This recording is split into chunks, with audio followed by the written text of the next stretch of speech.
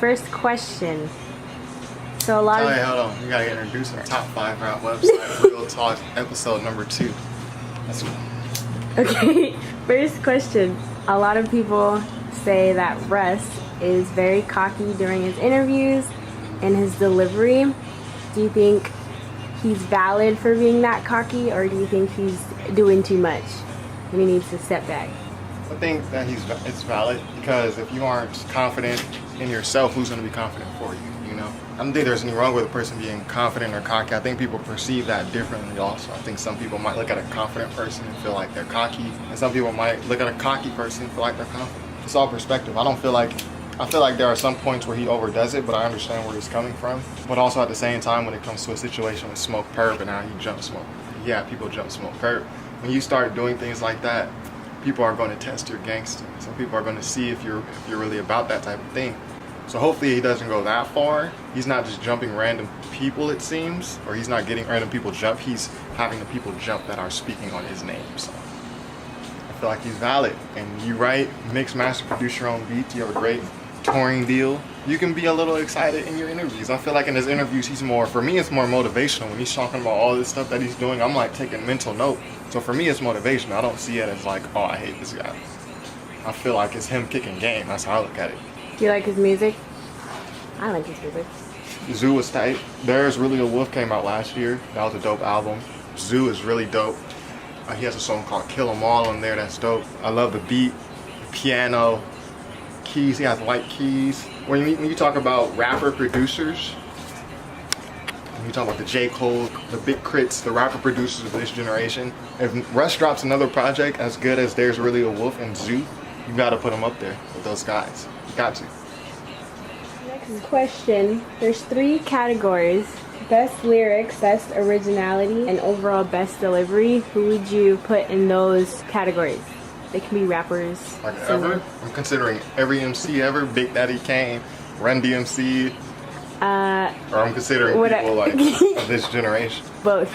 Best lyrics of this generation for me is Lupe Fiasco, followed closely by Kendrick, Killer Mike. Best originality, I like Kendrick. Lyrically, he's inclined, but he does different things with his voice, with his song concepts like Swimming Pools, like Sing About Me. He has great originality in his songs, even the way his projects are themed. Section 80 was a themed project. Good Kid, Mad City was themed.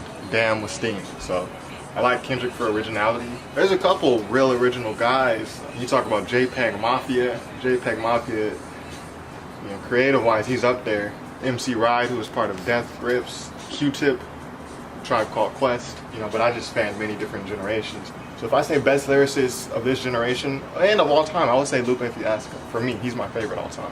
Best originality of this generation, I'll give it to Kendrick. But also, again, there's guys like JPEG Mafia, Gold Link, guys that are coming out of Soulection, rhyming on these super crazy BPM beats in ways that you didn't think you would see a rapper rhyme over them. So I want to consider them too. Best delivery.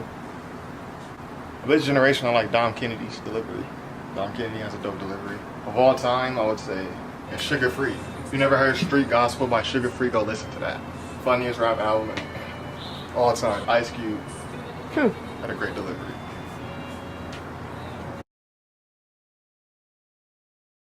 Third question. Who do you predict that's going to be the next big thing? Big thing.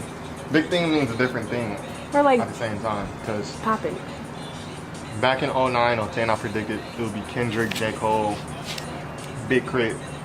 But you know, the next big thing meant something different. It meant more so in terms of labels, signing to a label, getting that big label deal, the big album budget. Nowadays, you can have a great rap following and just tour and not be that big. Just be on SoundCloud, you know, moving your music, marketing it there. As far as new guys, newer guys, I'm not talking about the Kendricks and J. Coles. They're veterans at this point.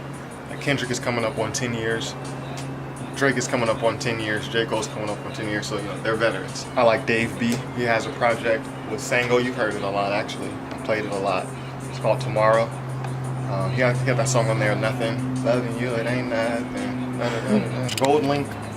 Gold Link is of this newer generation. I think people started to see the hype with Gold Link when Crew came out with Brent Fires. That song really did a lot for him. I actually did Vinyl of the Week. The last Vinyl of the Week was Gold Link, and after that, We Didn't Talk, his first album. and I got that signed by Goldlink. So I've been on Goldlink for a minute. Coincidentally, those are two guys that work with Soulection and those producers, so they do a really good job of writing those beats. There is someone. Oh, Buddy. He had an album called Harlan and Alondra, and he has a song called Trouble on Central. Buddy is going up there. He's from the West Coast. So Dave B, Buddy. Who else did I say? Goldwing. Dave B, Buddy, Goldlink. Those are my three.